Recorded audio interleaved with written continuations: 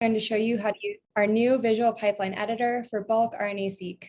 And before we get started, we have a couple housekeeping items. As you just heard, today is being recorded, and we will send you the recording after the event, as well as our slides, so you can watch it back. And also, we would love to get your questions and feedback today, so please feel free to submit questions at any time throughout the webinar using the Ask a Question button, and we will answer them at the end of the presentation.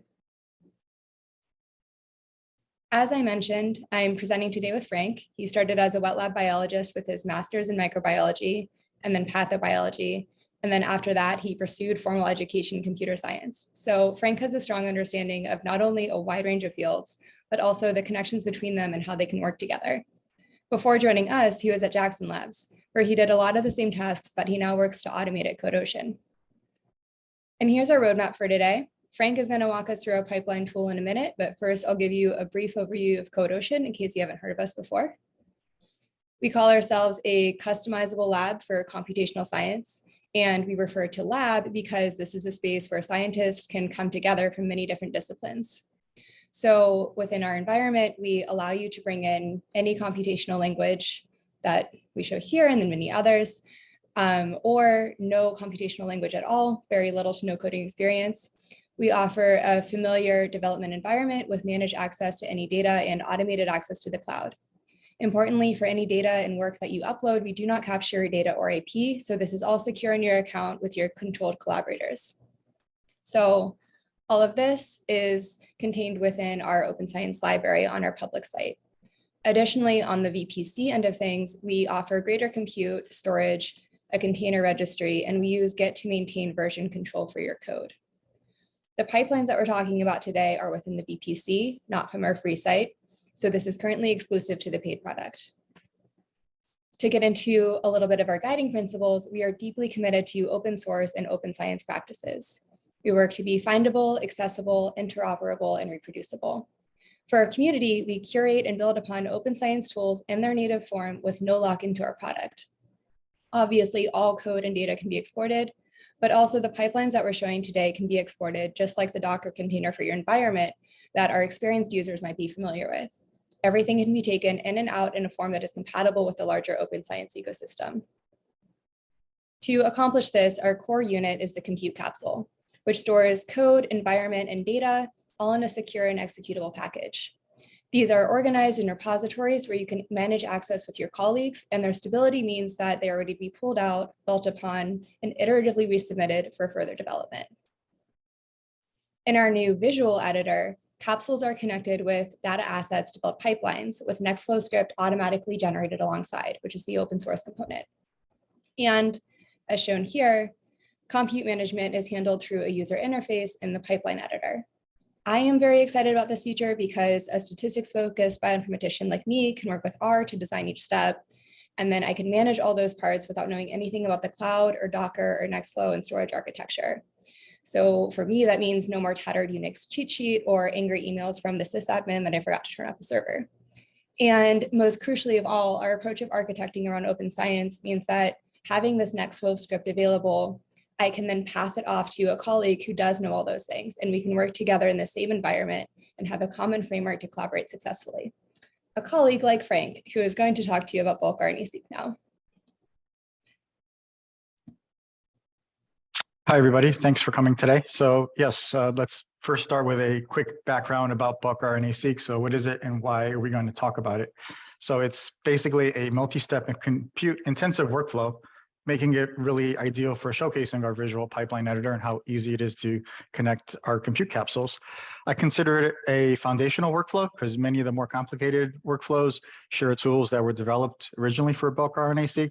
Therefore, once you have basically mastered or are comfortable using bulk RNA-seq or creating a pipeline, you already know more than half of the tools for doing something more complicated, such as ChIP-seq. So why is RNA so important? Because that's the basis of this entire workflow. So RNA, which is transcribed from genomic DNA, is the template that is used to create proteins, the functional units of cells. Therefore, measuring RNA from cells gives a picture of the transcriptome and what cells are actively building. And then you might be wondering, well, how do we get RNA from cells and if, ultimately get a file that gives us information that we can put into a pipeline? So basically starting from cells, we lyse the cells and extract RNA. RNA is quickly turned into cDNA through some wet lab processes. The reason for this is because the sequencing machine will only sequence DNA, but equally as important, RNA is not a stable molecule, and it is broken down very easily by RNases, which are enzymes that break down RNA, and these RNases are literally everywhere. So if you're not careful with your RNA, you will not end up with much sample. So both of those are pretty important. And then the sequencing machine, its output will be a FastQ file, which is the raw data that we need to start our pipeline. The output of today's pipeline, which is somewhat basic for bulk RNA-seq, will be a counts matrix, which is basically a file that will tell us the numbers that are associated with the genes based on the RNA that we just sequenced. This is a list of the tools that we're going to be using today. I'll just briefly mention them today. So FastQC is a program that does quality control on those FastQ files. It will give us basically an idea of whether or not our samples are good for our particular use case. Galore is a package which then will cut adapters. Adapters are added to the RNA, and they're added so that way the machine can actually sequence them, but they need to be removed before we actually use them in a pipeline. And then Galore also within this package has FastQC, so then we can rerun the quality control after we remove the adapters to ensure that we still have high quality reads. STAR is one of a few different types of mapping programs. We use this to map the reads against a reference index to tell us where that RNA came from. So that's basically the first step of determining how much RNA was expressed from a gene. And then the BAM files, which is the output of this program, will be used in feature counts, which will then generate our expression matrix. And everything is connected using Nextflow, which is at the background, essentially, of our visual pipeline editor. And Nextflow is a workflow management software that enables the writing of scalable and reproducible scientific workflows. There is currently, and probably for the foreseeable future, an active and growing community called NF Core. They're a group of people that create basically curated pipelines using Nextflow best practices, and we have used Nextflow best practices to build our visual pipeline editor. This is a high-level overview of what we're about to build. So basically, starting with our FastQ files, we're going to run FastQC to get the quality control, save those results. We're going to also remove adapters, send it to STAR, which will then map against a reference genome. Then its output, a BAM file, is going to be sent to feature counts, all of these BAM files actually. And then this will be basically a gene transfer format file, which is information about the actual genes from the genome, will be used to create an expression matrix. And this will be where we will stop for today. Great. While we switch screens over to our demo, we're going to launch a quick poll just to gauge some experience from the audience on if you guys have used workflows like this before. So if Evan, you could launch the poll.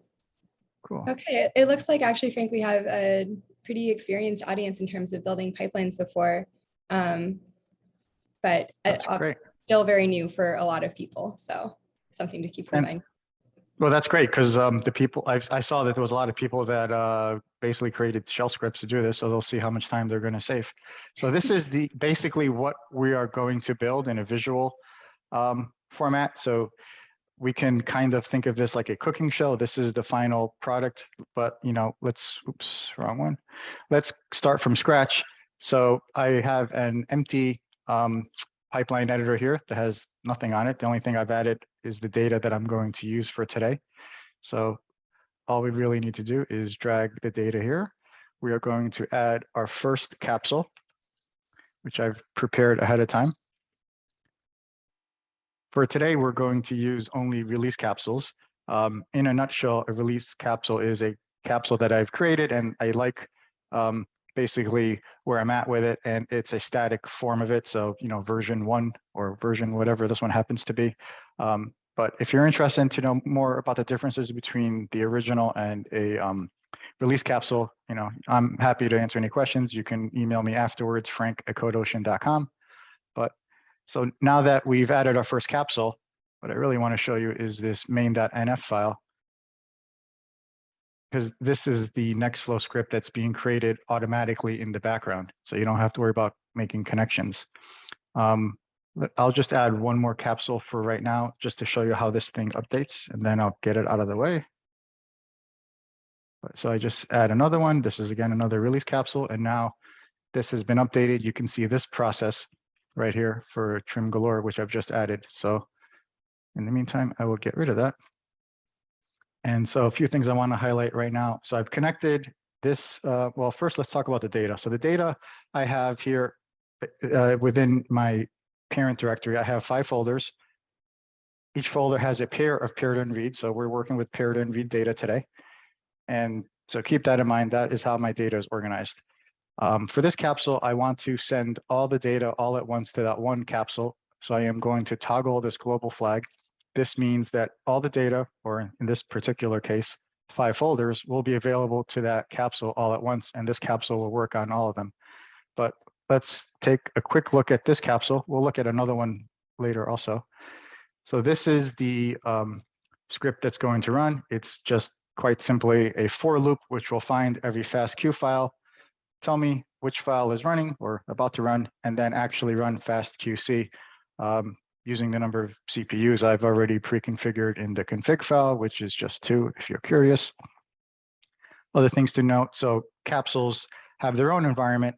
So within the context of the pipeline, we will be using this base image with whatever packages have already been installed. For a capsule, we can choose the amount of resources here. So if I just run this capsule here, not in the pipeline, right now it's set up to use 2 cores and 16 gigs of RAM, but you might want to modify that in a pipeline. So if we go back to our pipeline, which you can do easily from this button right here,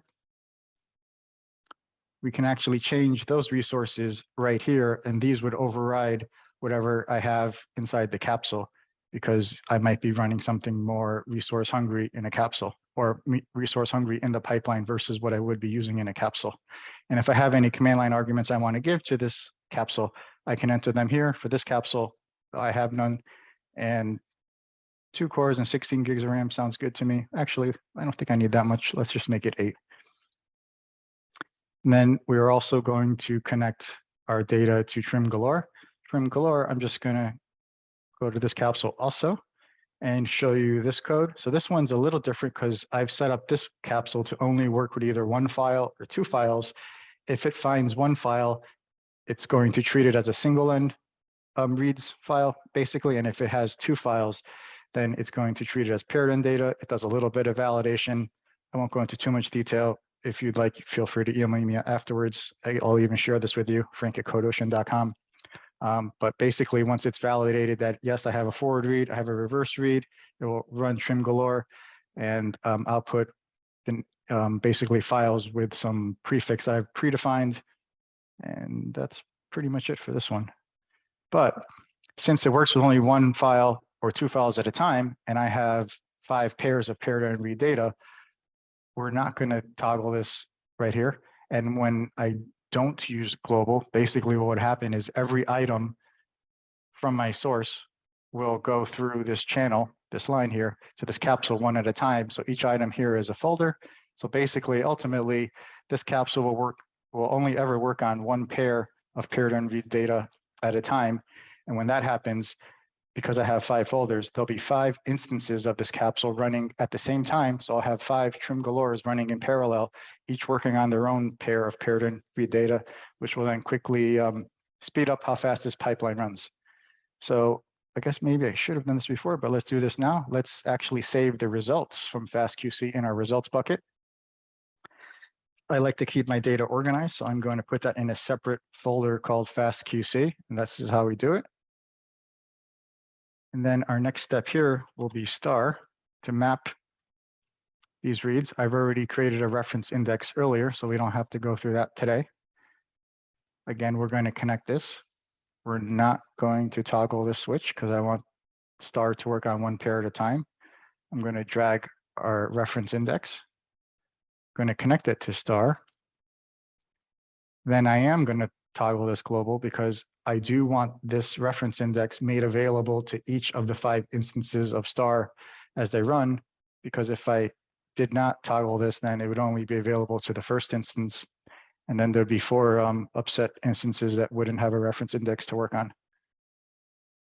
If a capsule has the ability to be upset, that is. So next, we will use feature counts. Now for feature counts, we actually need all the BAM files. Therefore, what we want to do is basically collect the results from all 5 of those parallel instance capsules and get all the BAM files. So we are going to toggle global, and then they'll be made available. We need a GTF file. So let's go ahead and connect that.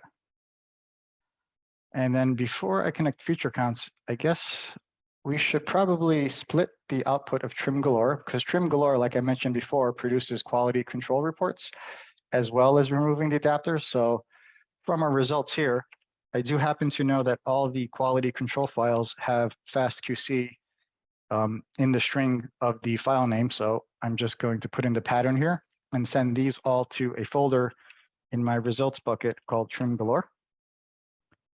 And that's how we do that. And then while we're at it, let's only send the fastq.gz files to star, because those are the only files that this capsule needs. And then also, let's take a quick look at the capsule here for star. This one, I actually do have a command line argument, which is the run threads. This is that's what $1 is. And so I need run threads to tell this program, well, actually file count 2, to tell this, what number I want there. So that since I've made it the first command line argument, it's as easy as just literally, I know the number of threads is twice the number of cores for this. I'm just going to stick the number 8 there, and then that'll work. 4 cores and 32 gigs of RAM sounds good to me. And then our feature counts, we should save that because that's the whole reason we're doing this today. And we'll put that in a separate folder called feature counts. And that's pretty much the whole thing. So right now we can just kick it off literally by hitting reproducible run. And now everything will run, but we should just go to this will take 15 minutes. I don't think we're going to wait 15 minutes. So this I ran earlier. Let's just take a look at the results. So this is the feature counts that we ran. This 30 megabyte file is basically probably, well, the main thing we want. So that's cool. But let's look at the Nextflow output, because this is where we really get to see like what happened. So the Nextflow log, I'll just briefly touch on and say that if nothing ever goes wrong, you probably never need to look at this because it's pretty verbose and there's a lot more information than you need. But when things go wrong, this is a good place to look. Luckily, nothing went wrong here, so I don't have to worry about it.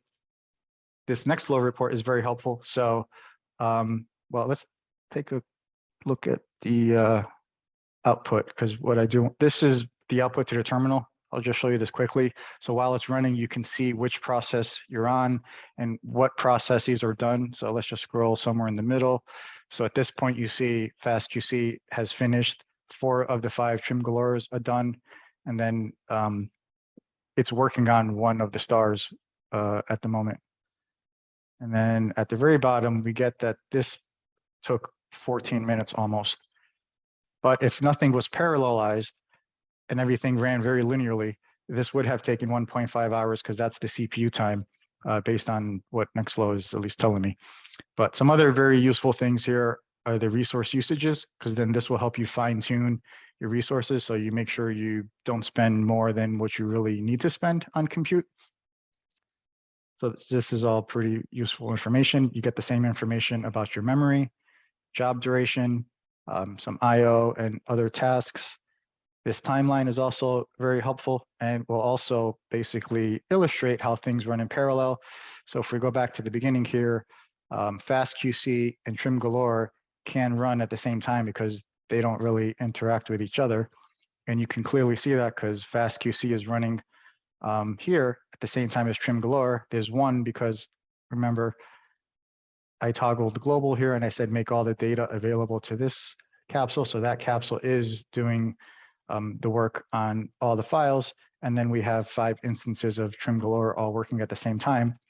Now, some of the things that Nextflow does automatically for us is basically like manage all these jobs. So things don't have to, we don't have to wait for all the trim galores to finish. As soon as the first capsule is finished, now there's an output file that at least one star capsule can start on. And that's literally what is happening as soon as the first,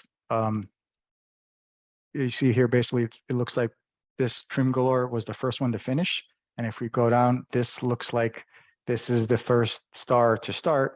So as soon as this one was finished, this one already started. A little bit of wait time to get a machine up and running, and then it actually runs. But remember, if we go back to our pipeline, the output of star, we toggle this global, which says basically wait for all the BAM files to finish and then start feature counts. And you can see that here because feature counts doesn't start until the last star capsule has finished. So you see a very good graphical representation of what's happening at any point in time. So I find this very helpful. Yeah, so basically, I guess with that, if there's questions, we'll take them, but, I'll pass this back to Elena, which will, help with any questions we may have. Thanks, Frank. Great job. Audience, you want to make sure that our webinars cover relevant material for you. So we actually, before Q&A, have 3 more poll questions, just so we can gauge your perceived ease in going through all of the tools that we showed you today. So Evan, can you go ahead and launch that poll? I guess while we're waiting, a couple things I'll just add that I find very useful about the visual pipeline editor is not having to worry about, like if I did this without the editor and I had to just write this Nextflow script by hand, is making sure that the channels are set up correctly for all your processes. If that doesn't make sense, the 2 basic things you should know about Nextflow just to understand the very basics is that there are processes, which are the things you are doing, and they are connected by channels. So in our editor, you can think of each capsule as a process because that's kind of actually literally what they are. And then their connections are connected through channels. And you can have, as you can see here, more than one channel going to one place. But yeah, this would have taken a lot longer than, I did this in like, what, 10 minutes maybe? Yeah, huge time save. All right, I think we're gonna go ahead and close up the poll in a couple moments in case anyone has some more answers to put in. Go ahead and do that. Looks like we're hitting around high to medium ease, so that's good to see. Yeah, thank you guys. That's really helpful for us to make sure that our webinars are at the level that they need to be for our audience. All right, Frank. So we have gotten in some questions. One is, can we create flows on CodeOcean from our existing Nextflow scripts, which I assume means can people build towards the visual editor if they already have Nextflow scripts? So no, but the other way is possible. So for example, if I started a pipeline with the visual pipeline editor and I build as I go, and let's say perhaps you might be one of the rare instances that there's some functionality that is not offered in the visual pipeline editor, we can unlock this and you can manually update this yourself and then it'll still work. Although keep in mind, once you unlock it, then you've kind of lost the connection with the visual pipeline editor because this can't keep track of what manual changes you make, but you are able to update this. So maybe your goal is to just save a lot of time making these connections and then you have just some couple things you want to change. You can do that. It's still going to save you a lot of time. Nice. We got another question about what execution backends CodeOcean supports, like AWS Batch. Yep. So we're doing this all in AWS Batch. So yes, GCP support is coming soon, but at the moment we only offer AWS Batch. And then Nextflow handles all the execution of subjobs and how to manage all that. Nice. And we have a bunch of questions rolling in, so this is good. Okay. We have another one on how can people currently access this platform? Email me, frank@codeocean.com. I'll set you up with a demo. We can, maybe we'll just do like not like a webinar, but basically like a live demo.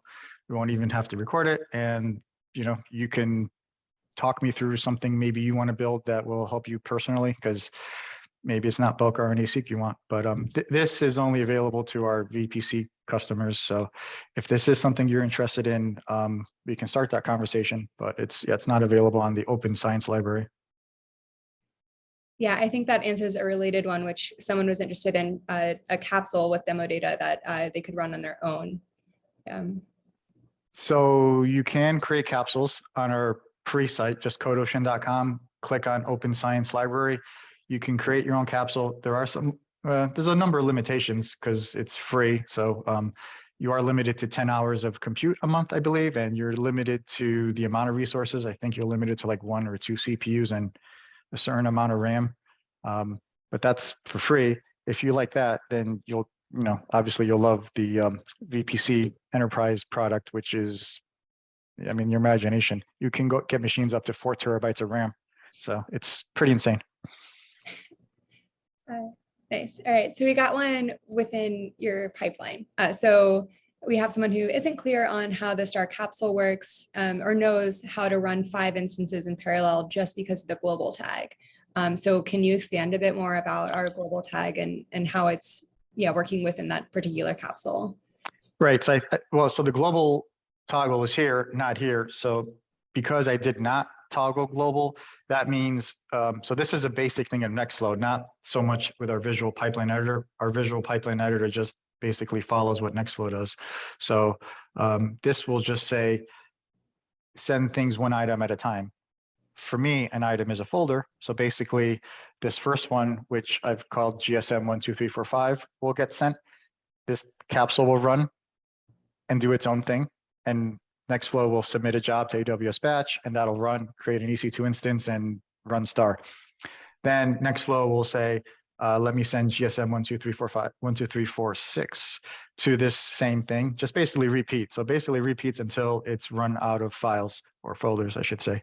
And then, so in the context of the capsule, if we were looking at the capsule, because, well, let's just go into to basically mock it. So if we're talking about this first one, GSM 12345, in the capsule, what you see here in the data would only be that folder GSM 12345, and inside of there, there'd be the 2 files, and then this script would work because it would find every FastQ.gz file inside the data folder. So it's not so much what we're doing, it's just kind of like, if you're impressed by it, that part is maybe more just the basic Nextflow, because Nextflow is really good at doing this. Yeah, so it's 5 just because it's 5 folders, right? And how you ran it means it is run once for each thing that is passed to it. Right. This could have been 100 folders. Maybe you have a workflow and you need to run 100 and you don't want to do that manually 100 times. It'll just run and it'll be pretty quick, because Nextflow is really good at parallelizing all these processes. So you'll have basically your pipeline will always be busy, at least in the middle part. So once you fill the pipeline, it's going to stay busy until you're ready to empty the pipeline. So as the last files are finished, then obviously, the beginning part will end. So. Nice. I like this one. So when editing a capsule in the middle or end of a larger or more compute intense workflow, does the whole graph need to run again, or can computation be resumed like midway through if a result is already present for a specific data capsule pair? So as of today, on August 25th, you would have to repeat it. However, what you're asking about is an upcoming feature, which we will be supporting soon, which is the resume feature. So because we're doing this in AWS Batch, you can't just use the -resume flag that Nextflow offers. That would work locally on your machine, but we are implementing something that basically would do the same thing. So right now, no, but very soon, yes, you will be able to basically resume and not have to pay for compute for a process that you've already run and you don't need to rerun. Nice. We got a follow-up actually to the one we just talked about. So what happens if there's like 10,000 FastQ pairs in the data? Are there any guardrails in place for that? What exactly? Well, I guess I don't understand what the problem is with 10,000 pairs. You'll run 10,000 instances of this, assuming that your AWS account will allow for it. So some things that are kind of up, a layer above this is, your account may be limited to the number of jobs you need to submit. So, you're only available to whatever resources you have. So if you have 10,000 jobs and maybe there's only like 100 machines available, and there will only be 100 machines available at any given time, then you're only going to, at one given time, have 100 jobs, for that step. But you'll still go through and finish all 10,000 files. Nice. And let's see, can we launch the pipeline from outside of CodeOcean? So refer to the pipeline like a Git repository. That sounds like our external API. I'm not sure. So a capsule you can, run, and we have that functionality. I'm actually not sure if we have the same functionality for the pipeline yet. If we don't, that is definitely in our roadmap. So yeah, basically you can just, write a request, send it, and then, use our API and run a pipeline that you've already set up and you have ready to go. I guess while we're on that topic, with the external API, then whatever results you get, you can use the API to then take the results, create a data asset, and then do something with it, maybe in a different capsule. So something like this, for example, maybe you would run or send the request, run this pipeline, capture the feature counts.txt file as a data asset using the API, and then launch a separate capsule that maybe will normalize that data or do something else with that data. So that's something, you can automate a lot of these processes. Right. Okay, so the next one is there a way to randomly choose which channel to send data through from one capsule to a set of others? So this person is thinking of data augmentations for machine learning projects where, for instance, you might want to randomly choose which images to flip, crop, rotate, like the things you do to, so put noise in your data. Yeah. You could, however, that's something you would have to set up yourself in the code. So I guess the way I would think about setting that up, basically I would have, well, let's see, what's a good, well, let's just say I had this capsule and then I had 3 capsules below it connected to it.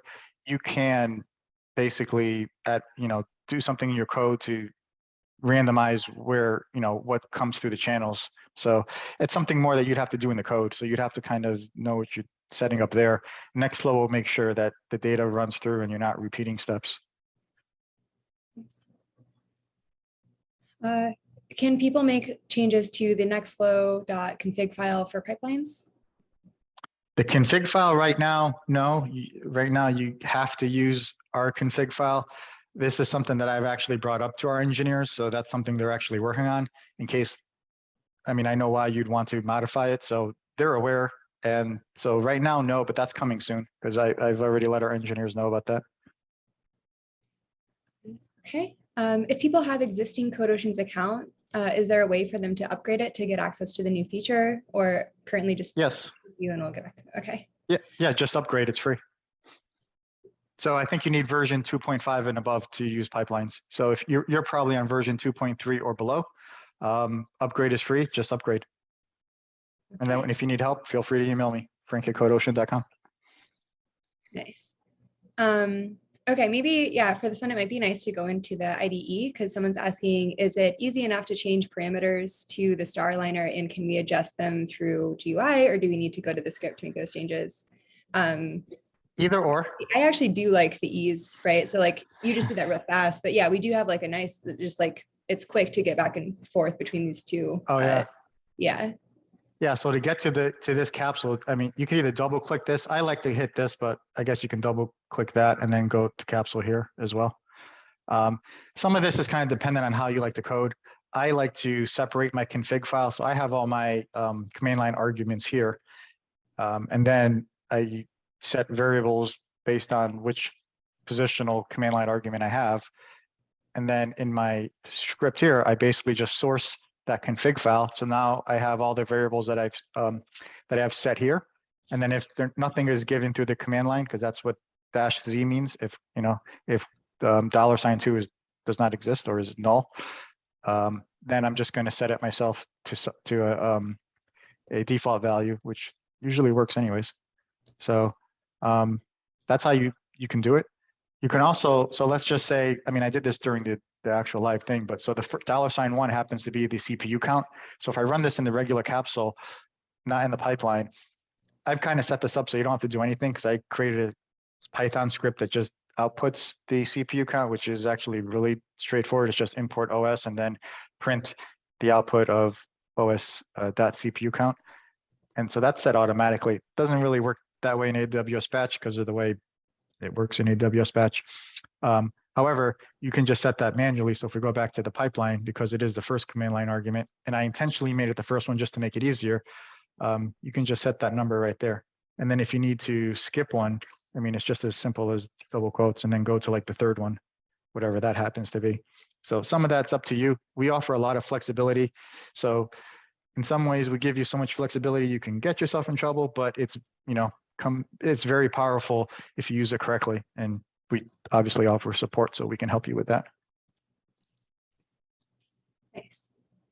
And we also have a comment that it would be nice to have a log file listing capsule versions. Does that exist? Like, is there an easy way to see, versioning on all the capsules that you're using? So if we go to the capsule, because I'm using a release capsule, somewhere here. So on the right is our timeline. We have our own internal Git server, which keeps track of any commit that I've made. So at the moment I'm on version, I've made 5 changes. We'll just make some live change right now to, I don't know, we'll change here. I'll just put a comment, some live comment. Oh, actually, no, I am in the original one. So I can just put a commit here, live comment. I can commit that change. And now let's just release a new version. And then before you release a version, there are a couple of requirements. First, metadata has to be filled out. I did that earlier, so I don't have to do that again. You saw me just commit. And now just to make sure things will still work, because what if I made a change and now I broke it? We force you to do a reproducible run. So we'll just do that real quick. This will obviously use the data that you see here. Maybe I should have chose a different capsule for that because this will take about 1.5 minutes or so, most of which is loading the genome because it's a pretty big file. And then once it actually starts mapping, this will be like super quick. But once that's finished, basically this will be a green check mark, signifying, showing that we have done a reproducible run. And then this faded blue will turn a little bit darker blue. I can click it, and then you'll see some animation on the screen. And then we'll be auto-magically on version 6.0. I guess in the meantime, I'll let this finish. We can take another question, and then I'll just click this to, I guess, show you that we're going to get to version 6. Yeah, Frank, I actually don't see any more questions right now. So yeah, if people have more questions, please submit them now. We'll give them another minute. But yeah, if not, I don't know, is there anything else that you feel like you haven't gotten a chance to go over yet today and would like to, or, I mean, I don't know, this thing just offers you a lot of flexibility. There's other things that are not really related to the pipelines, which we could talk about, but I guess it's not really the purpose of today's talk. But I guess while I'm waiting for this to finish, you see here, we can switch branches. So, because we have our own internal Git server, it's very similar to like GitHub in a way. Actually, sharing is something is kind of really fun. So I have this capsule. It works for me. I have, someone else on my team. I can literally type their name here. Actually, I can share this with Elena, and I can add her as a collaborator, and then I can give her either viewer, editor, or owner. So viewer would allow her to just run whatever I have here, including whatever data is already present there, assuming she has access, and I've shared the data there as well. That's a separate step. Give her editor, and she can just edit this. But I guess I should mention, if you're on viewer, let's just save that. You can actually duplicate any capsule. So if this was something that was shared with me, I can just duplicate it, and then I don't have to set up the environment. I'm just going to basically use a copy of the container from the capsule that I'm already duplicated, and you can just work from there and then work with your own copy. And basically this would be the equivalent of like forking on GitHub, because then you just start with your own new timeline.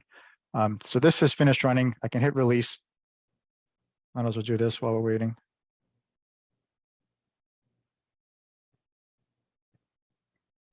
And then now we're on version 6.0.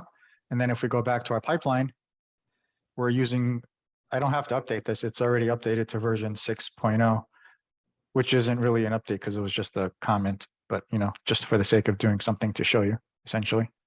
But yeah, so if we go back to here, the sharing is as easy as it's almost like a Google Doc. So I can just give her editor and she can edit this, and then owner would allow her to share this with other people. So that's the only difference between that. And then if I decided I don't want her to work on my project anymore, I can just remove her like that. And then this share with everyone will allow my entire team, all my team members to have viewer access. So not edit, just viewer. So essentially, if you're okay with everyone looking at it, go ahead and click this. And if somebody needs to edit your capsule, because maybe you have a collaborator that knows, I don't know, has some specialty in a specific thing that you need help with, just share it with them. They can edit it for you, and then you can just continue after they've made whatever change for you. So it's an easy way to share things. Your collaborator doesn't have to go through the process of installing and setting up a virtual environment or any of that stuff. They can just edit and go. I can't think of a faster way to work collaboratively. Nice. Frank, we got a quick clarification question that I think would be resolved showing going through what all is surfaced in the results bucket and how we do versioning control and everything.